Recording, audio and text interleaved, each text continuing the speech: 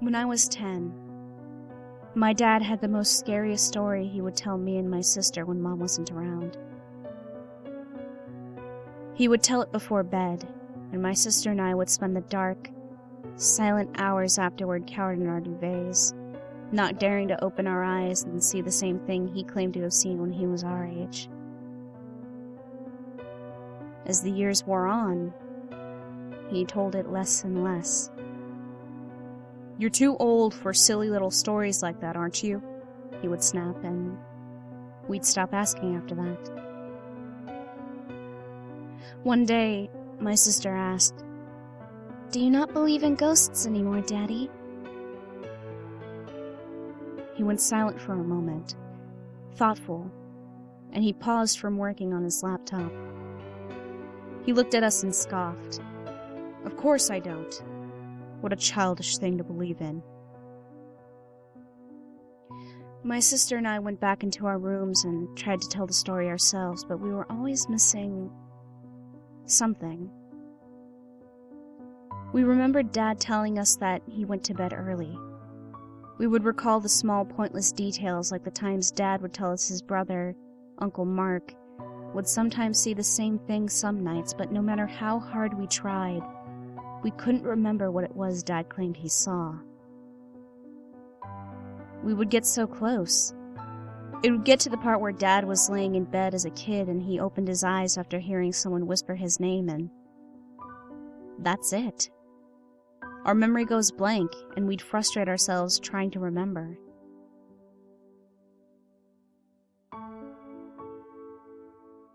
I was 15 when Dad had his heart attack. It was a Sunday morning, 2011. Mom was screaming into a telephone, and I'd come running into their room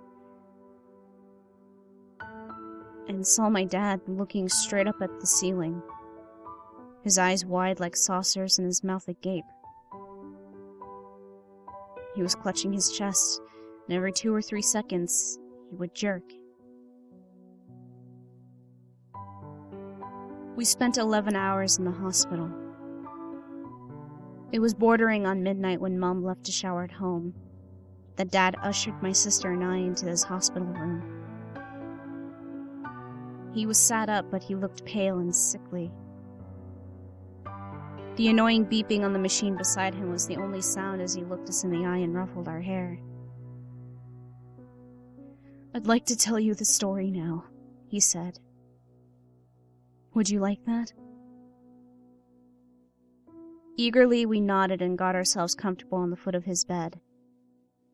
He retold the story. "I was 10 or 11 years old when Mark, your uncle, woke me up one morning. He was shivering, scared, and sweating. He wouldn't tell me why, but it had happened a few times a week. He'd always get into my bed and he'd tell me one day. But he'd always ask me the same question before we slept. 'David, do you believe in ghosts?' I remember not even having to think. I watched a lot of cartoons. I was an impressionable lad. I told him I did.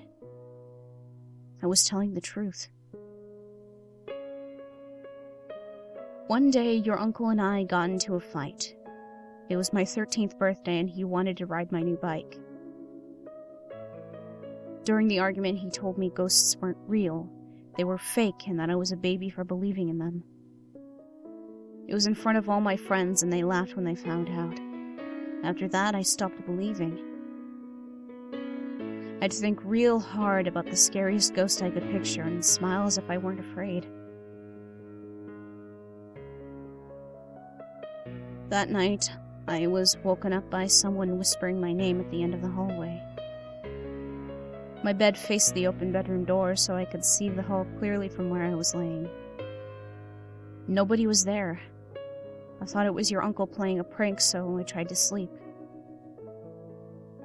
Only it happened again. "David," it would whisper, quietly, and then get louder as if it were approaching my bed. I closed my eyes tight, not wanting to open them until I felt something sit on the end of my bed.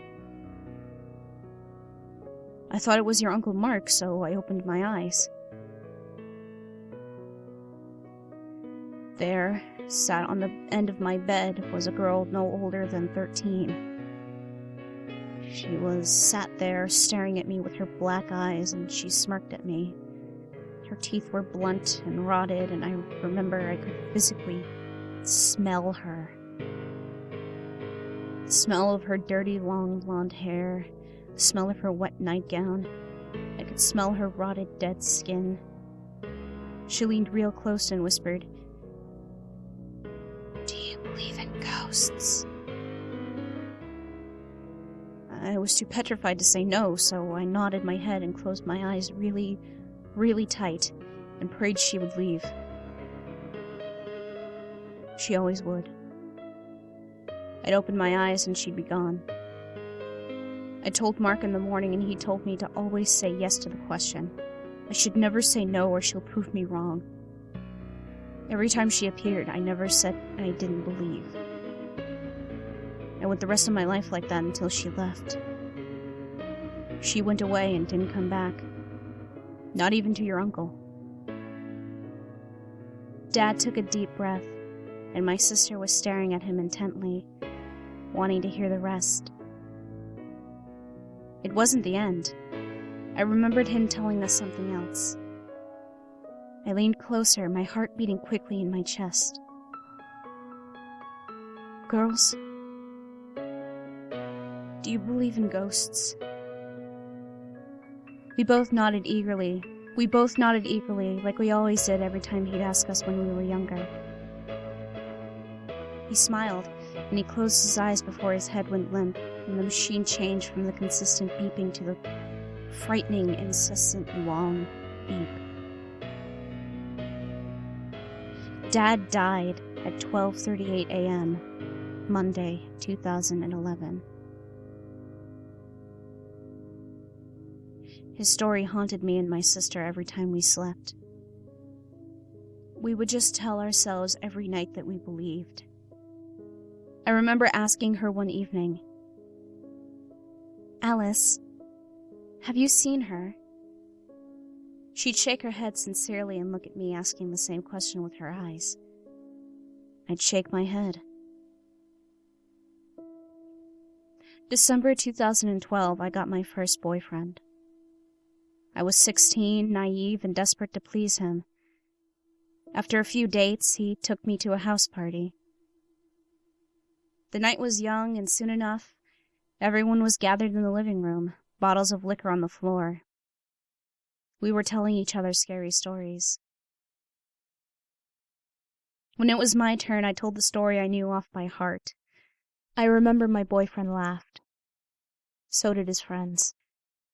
One of my friends even snickered under her breath and said, "Honey, I feel for you and everything with your dad, but his story isn't true. Ghosts don't exist." I was upset and angry. I left the party and my boyfriend in the same night, and didn't tell the story ever again. I was too frightened for them. It was a sick, dreaded feeling that if she ever did appear to them one night, she'd prove them wrong. She'd make them believe in ghosts when they answered no. As I was getting older, and it was nearing my 17th birthday in February 2013, I was thinking more about Dad's death. One night I asked my mom what she knew about that night he died. "Did you hear him talk?" "Your father always spoke in his sleep.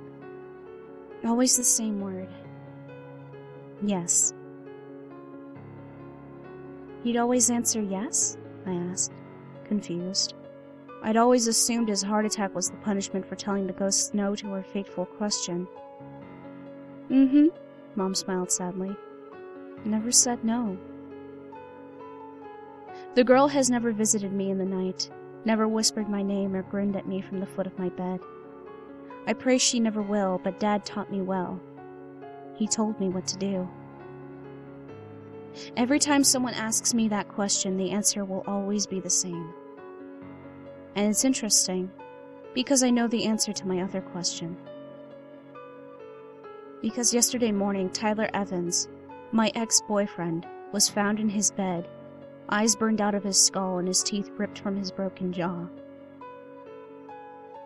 It feels the investigation will go on forever when my sister and I share the same knowing look every time it appears on the news. Alice, I asked her with a smirk on my face at the dinner table, do you believe in ghosts? Yes, she answered, not missing a beat. Do you?